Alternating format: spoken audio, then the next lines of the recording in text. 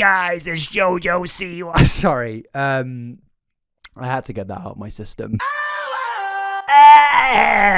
Okay, I understand that none of that actually did sound like Jojo Siwa, but at least we tried, right? But yes, ladies and gentlemen, welcome back to another video, and yes, I can confirm that indeed, Jojo Siwa has made another return to being the center point of the internet. And I get it, we've been speaking about Jojo Siwa quite a lot over the last 12 months. Every single time I upload a video, I do get a few people in my comment section being like, another Jojo Siwa video? Yes!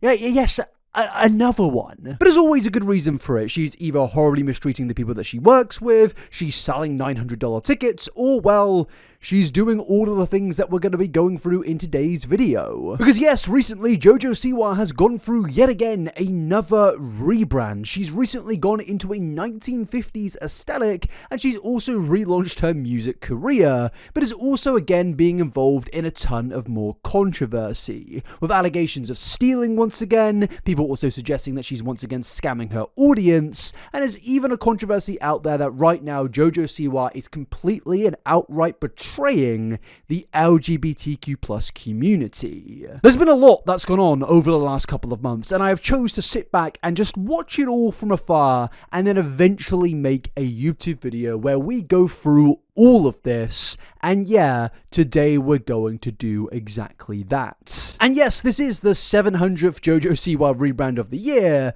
and I guess this time let's just hope she doesn't cheat on her partner. But before we get into any of that, I do just want to congratulate you on the introduction to a wonderful new deal. In fact, two wonderful new deals. Deal number one being, if you subscribe to this YouTube channel right now, you will get content. But deal number two being the sponsor of today's video, because yes, this video is indeed sponsored by Aura. Because ladies and gentlemen, have you ever googled yourself and realized that, oh, there is an alarmingly high amount of information about you on the internet right now. Things like phone numbers, past addresses, or details that you just never really expected to be public. It's quite unsettling to know that this information could possibly be out there right now about you, a friend, or a family member because of data breaches and data leaks. Well, Aura is here to take care of that. Because you see, Aura is an all-in-one digital security solution that helps protect your personal information. Their powerful data broker opt-out tool removes your data from people's search sites and data broker places that sell your information to scammers, identity thieves, and even more. But the thing is Aura of course doesn't just stop there. They also provide identity theft protection by monitoring your personal data like your social security number across billions of data points on the internet, including the dark web and public records. If anything suspicious comes up, you will get an alert immediately. But the thing is things only get sweeter with Aura from there. Because up to 5 people on your account get $1 million in identity theft insurance, with a total of up to $5 million in coverage to help with eligible losses and fees. But somehow, it also doesn't end there. Because Aura also includes a VPN, antivirus protection, a password manager, and 24/7 US-based customer support, all bundled in to one amazing package. I'm not leaving myself, my family and friends exposed to data breaches, and you shouldn't either. Head to aura.com/inabber to try Aura for free for 2 weeks. That's plenty of time to see if your personal data has been compromised. Stay safe online with Aura. But yes, it's time to get into the rebrand again of Jojo Siwa. So the conversation surrounding rebranding and Jojo Siwa is something that has really been circulating on the internet now for around a year. Jojo Siwa and the autonomy of a failed rebrand, Jojo Siwa's messy rebrand, Jojo Siwa's edgy rebrand exposes her massive ego. And now this all originally circulated from Jojo Siwa coming out in 2024 with a brand new, cool and hip look where she's wearing makeup now, in particular hip and cool makeup. This is a new edgy look for Jojo. It's different. It's something. I mean, she's stolen the entire look from that bloke from Kiss, and I know people are going to get mad at me for not knowing his name. Gene Simmons? Yes, I was right. I know people. People.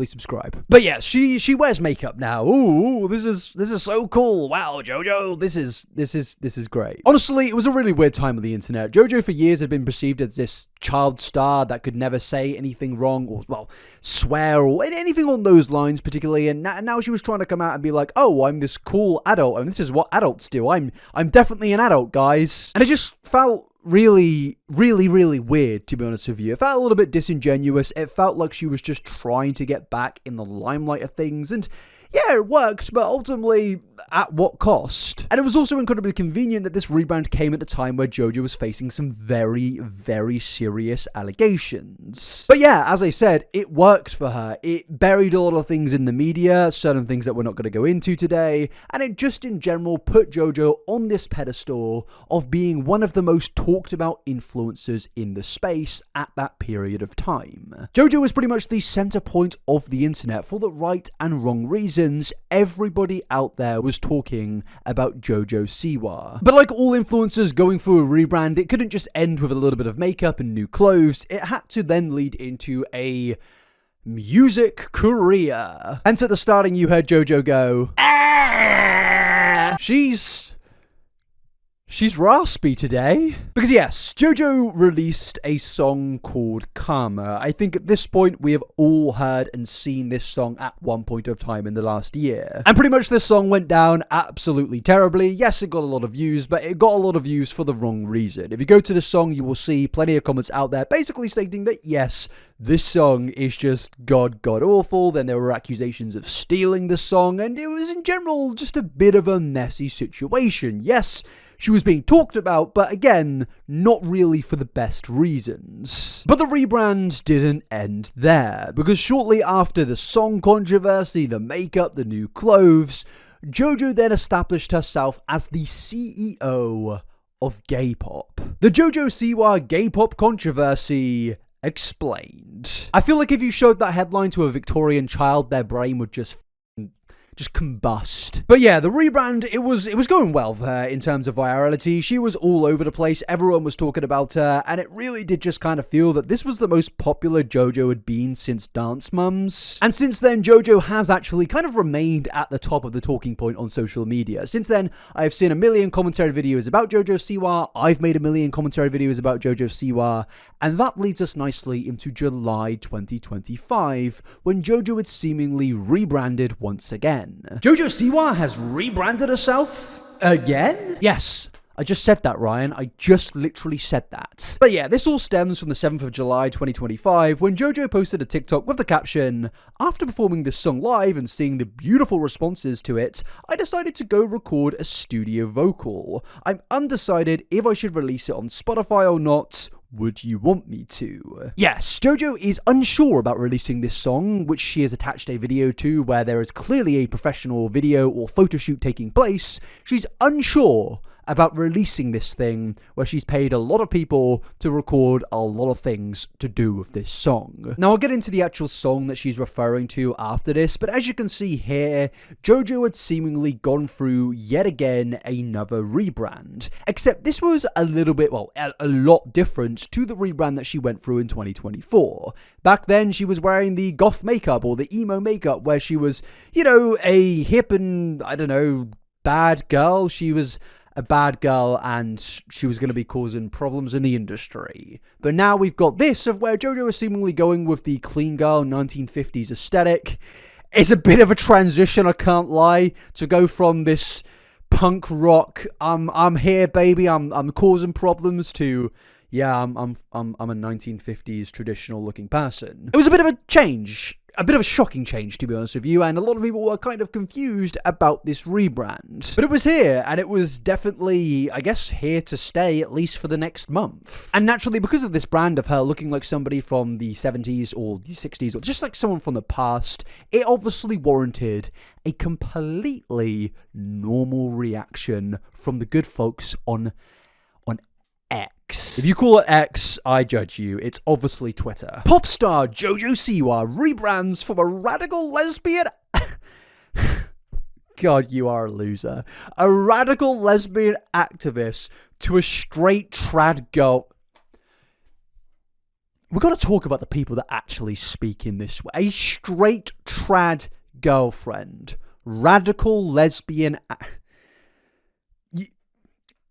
You don't get many matches on Hinge, do you, my friend? Yeah, she's rebranded to a straight girlfriend rad thing that needs to be studied. We all know why this has really happened.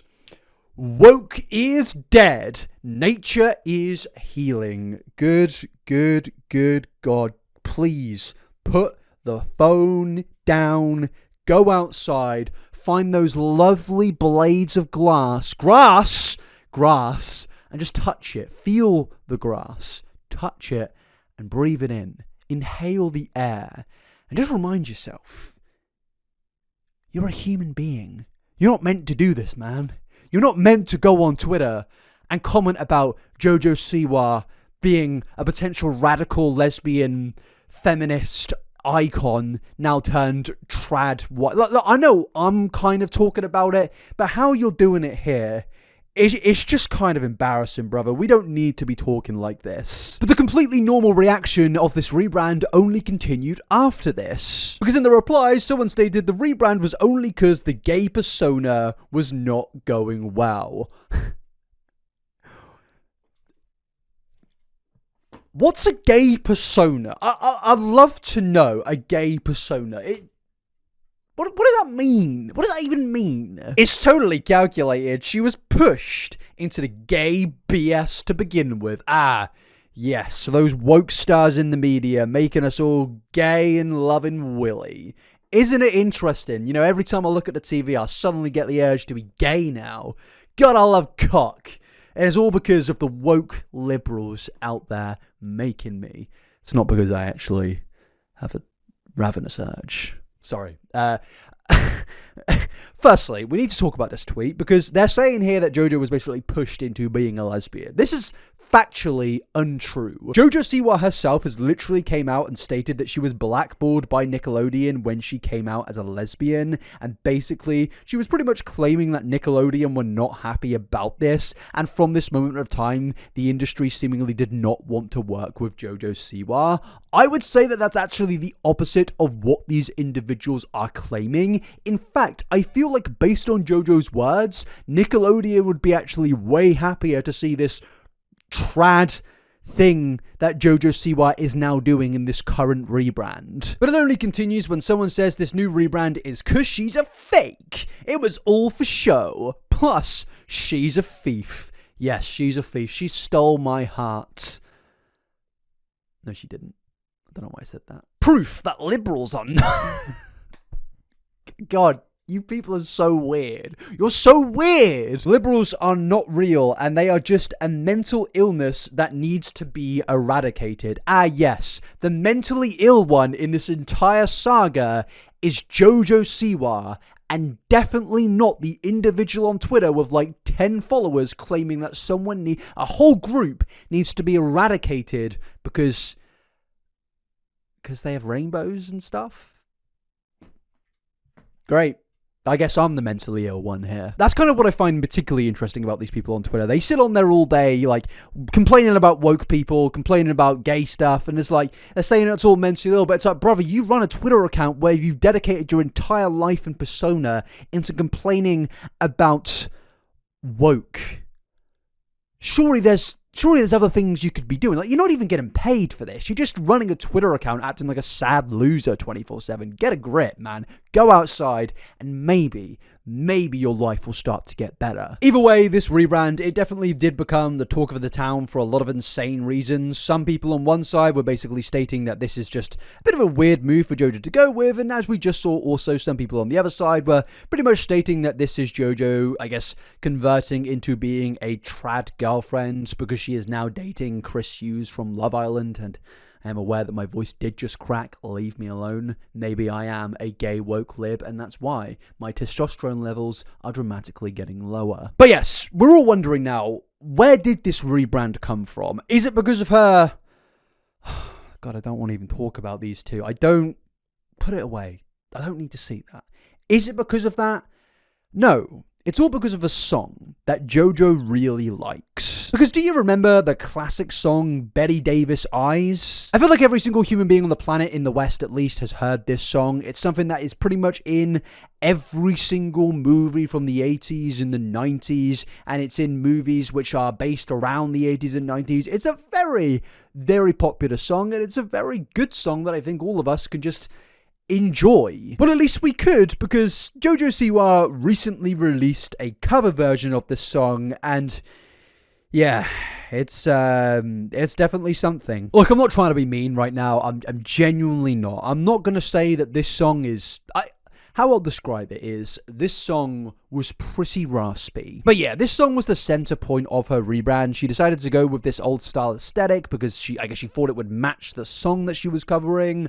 And yeah, a lot of people out there were just in general outraged that she would desecrate this song and just make it just unbelievably worse. But I think the saddest thing that I've seen from this entire saga is that people are now being introduced to this song via the Jojo Siwa version. Because when you go to the comment section on the original song, it's people saying who came here to hear what it should actually sound like. Which is genuinely such an unbelievable shame, because the song is, it's a classic. And no, I can't play you Jojo's version of the song because it's copyrighted, but I'll give you a bit of a Jojo Siwa rendition. Her hair is hollow gold. Her lips sweet. Sorry, I feel like I sound like it's not a good American accent. I just sound like a truck driver that's probably having a stroke. I'm not going to continue, but that's kind of what it sounded like. Go listen to it after this, maybe now, and come back and you'll agree with me.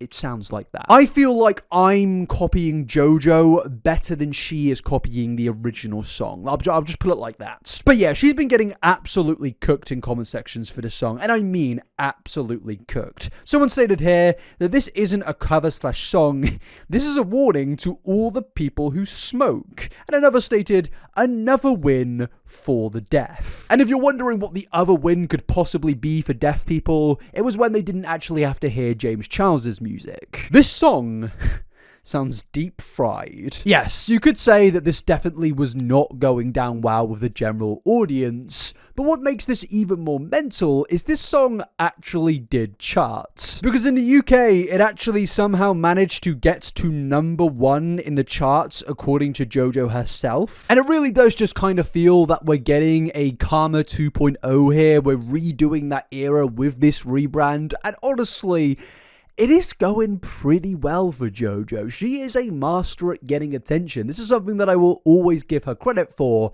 despite my criticisms and despite the fact that I think she should take accountability in a lot of situations. She is really, really good at getting attention. And the thing is this rebrand actually got the attention of the person that made the original song Bette Davis Eyes, as Kim Garners came out stating on her Instagram that there is a difference between singing a song and embodying it. I've always believed authenticity is what makes music timeless. I'm forever grateful to be the voice behind this one, Bette Davis Eyes. And then she went on to make a statement to TMZ saying that when I first saw my original performance placed side by side, imagine how horrifying that is. You make this iconic song, you've made millions of dollars from it, you're a national icon in the history books. This is never going to be forgotten.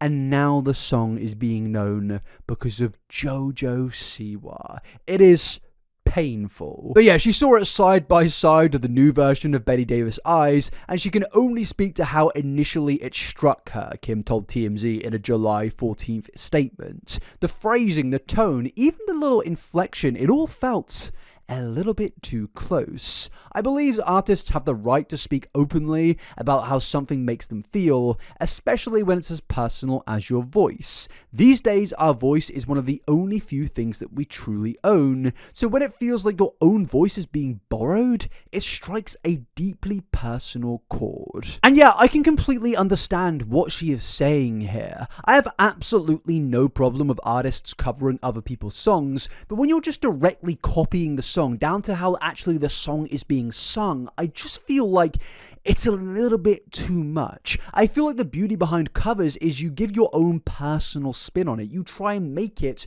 your own and give your own very rendition of it. But with Jojo's version of the song, it just kind of feels like she's just tracing the song. It feels like she's copying how actually the song was originally sung. And to me personally, I just don't really find any value in that. And I can completely understand why the original creator of the song would be a little bit disheartened to see this, because honestly, it just kind of feels like she's taking the original song, as in Jojo, and using it for rage bait, which honestly is a pretty disrespectful thing to do, especially with an incredibly iconic song like this. But ladies and gentlemen, I'm sorry to announce that this return to Jojo's music career is only the beginning, because the rebrands then expanded into more music being released from Jojo. After the trend of the Raspy video went around, as in this one that I played at the beginning, oh my god, she's raspy today. Jojo decided to capitalize on that. She realized that people are talking about her music again, people are talking about her rebrand, and now it's time to make even more music. Because recently she released a song directly called Raspy. And honestly, what's interesting about this song to me personally is it's actually not that bad of a song. I've listened to a lot of Jojo Siwa music, yes. I have no life. It's my job, people. Leave me alone. But I've listened to a lot of Jojo Siwa music, and honestly, this song isn't actually that bad. It's a bit of a parody song. It kind of has a bit of a, like a... I know people are going to get mad at me for saying this because people love him, but it's got a bit of a Pink Guy sort of thing to it. It's a bit more funny, it's a bit more ironic, and a bit more self-deprecating, and I actually thought it's not that bad. And even in the comment sections, it's genuinely just people praising Jojo and stating the fact that this is actually her best song, and everyone just really seemed to like it. But the positivity kind of ends there, because, well, a lot of allegations have come out about this song, let me just say that. Pretty much, Jojo in the past has faced allegations of stealing songs. For example, Karma was accused of being stolen from other artists out there like Brit Smith and Miley Cyrus, and this song is facing similar allegations. Did Jojo Siwa just steal a song for real this time? So the former Dance Mom star has been threatening to drop new music this Friday. She's been sharing snippets, but people are noticing that it sounds a lot like another song. Here's Jojo Siwa's version.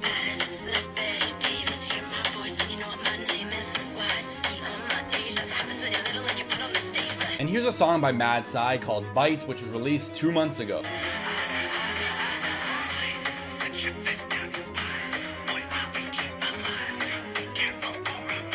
Since Jojo's been dropping the snippets, Mad Sai's been getting tagged in hundreds of comments and has made a few videos acknowledging how they sound a lot alike. It seems like he had no idea, because at first when he heard Jojo's song, he thought she was promoting his song. Mad Sai has also been throwing a bit of shade by saying, why stream the Temu version over the better one? Now yes, let's be real here, people. Those two videos side by side, if they actually played, because YouTube's copyright sometimes doesn't let me and mutes the song outright, but if you heard what I just heard, you can clearly hear that those two songs are very, very eerily similar. Now, some would say maybe Jojo Siwa was just inspired by the song, maybe they just have the same background track or a very similar sounding background track, maybe they worked with the same people, but at the end of the day, it very much does sound like Jojo at least took some inspiration from that artist. But legally, I do have to say that Jojo Siwa did not steal this song, and everything she made in that song is completely 100% her work. But in my opinion,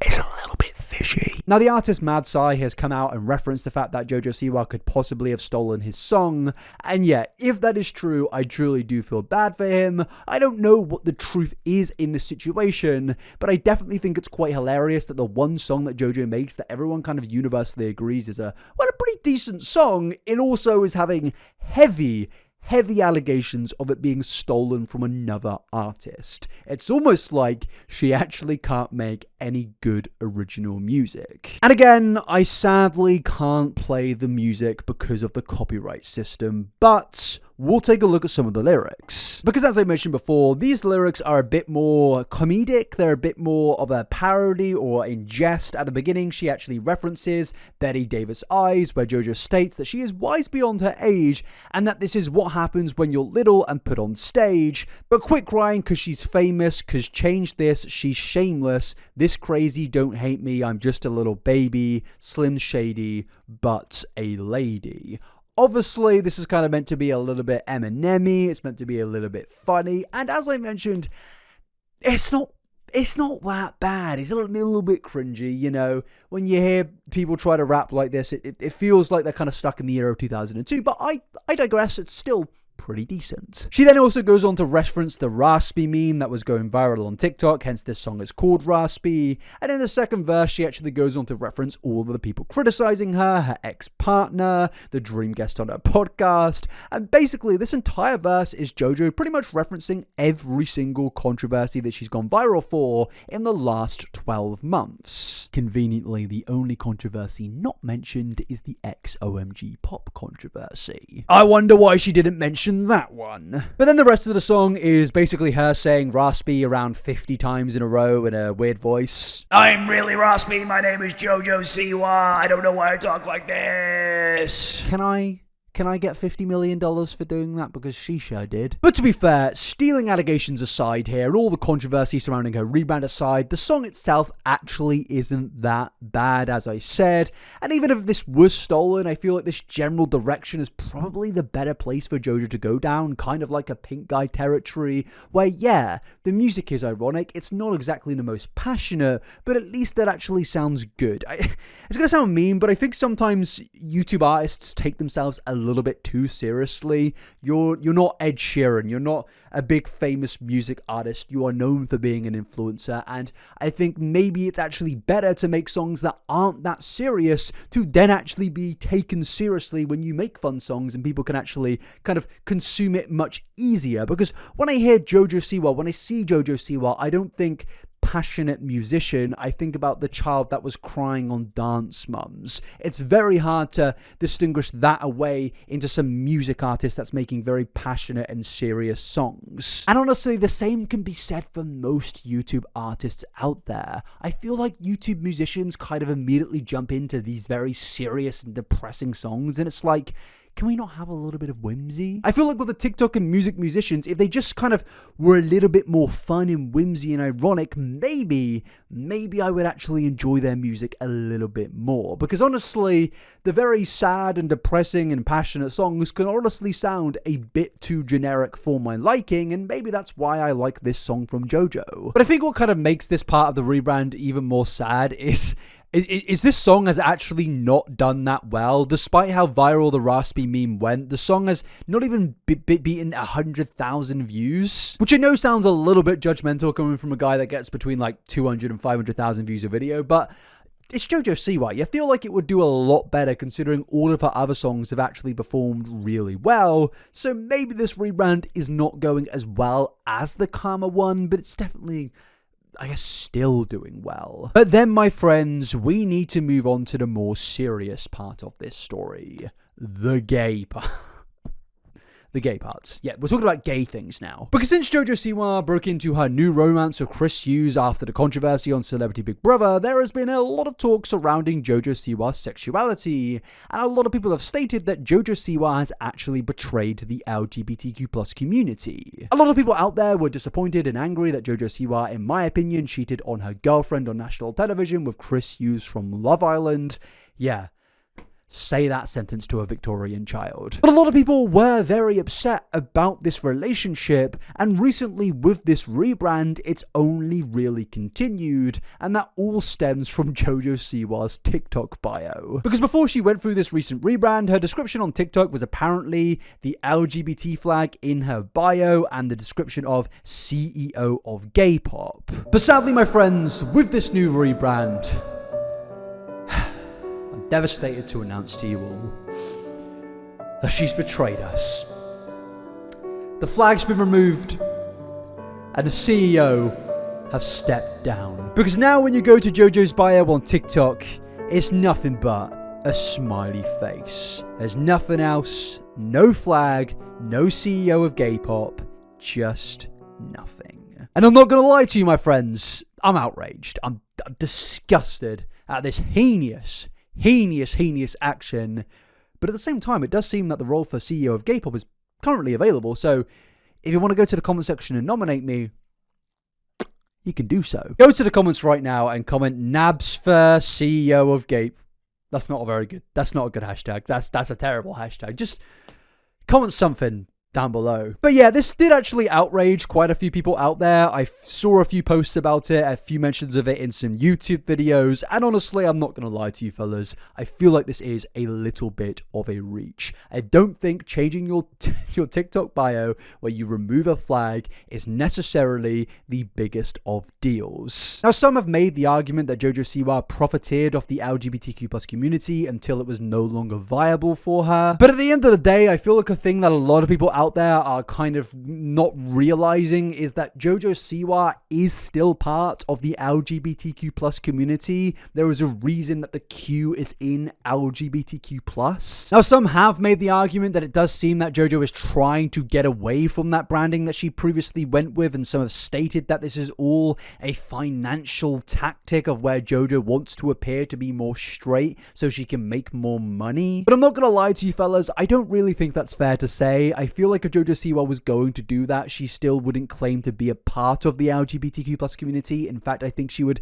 completely just distance herself and just completely ignore all of that. But she absolutely has not done that. But in fairness, when she changed her sexual identity, I don't think it was a good idea to state F the L, I'm going to the Q now, because it obviously comes off as incredibly inflammatory, and I can completely understand in this context why people would be upset about this. When you're saying things like F the L, even in a jokey manner, to me, it just comes off a little bit rude, a little bit insensitive. I don't think she needed to do this, and yes, I don't think Jojo necessarily meant any harm with what she was saying. When you actually hear her say it in video form, obviously it was in complete jest. She was smiling, she was laughing, but when you see this headline, it's obviously not going to do any favors to the people in the LGBTQ+ community, so naturally I can understand why people would be upset about that. But at the same time, do I think that Jojo Siwa has this big manipulative plan to stray away from the LGBT community?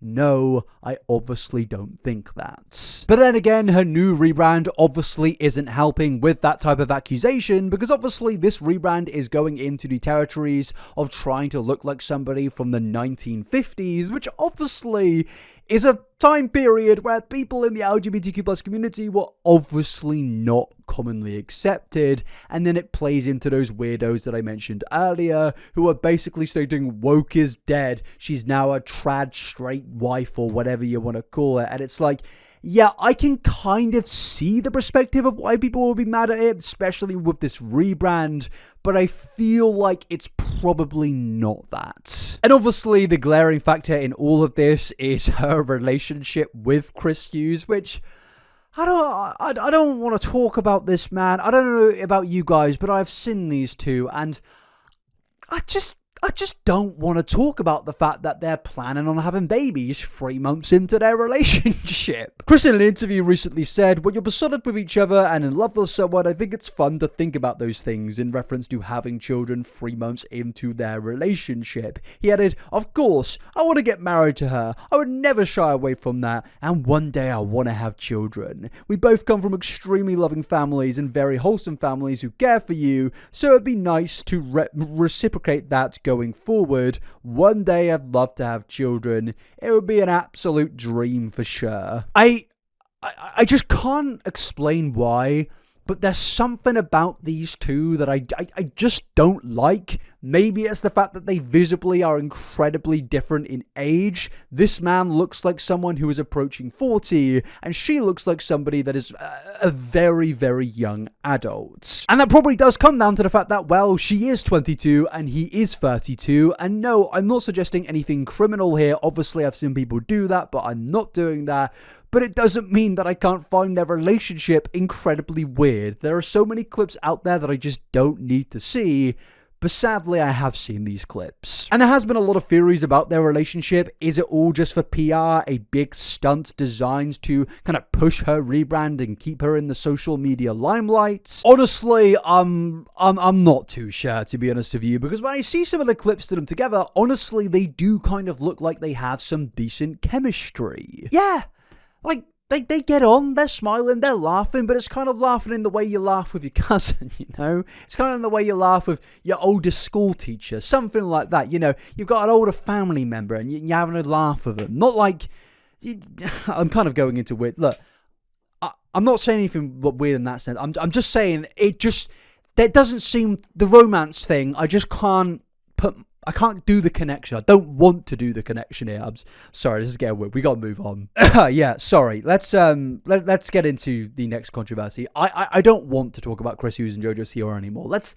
Let's get into the final stuff that's been going on with Jojo recently, and that's been the small thing that's been going around recently of people suggesting that Jojo Siwa is scamming her audience. Now, scamming and Jojo Siwa are two things that have been heavily affiliated for the last few months after Jojo, in March of this year, was accused of scamming her audience when she started to sell $900 VIP tickets to her live shows. And recently, there has been more accusations surrounding Jojo Siwa exploiting her audience for money as much as she possibly can. Because you see, on Jojo Siwa's TikTok, she recently announced you can join her community page, where you can pay £8 or around $10 to $11 to join her community and see never before watched content, chats, Q&As, and more. Now, do I personally believe that this is a scam? No. You're getting access to a bunch of things like exclusive videos, direct messages, comments, responses, live shoutouts, behind the scene videos. You know, there is some level of value to this. But if we change the question from scamming to,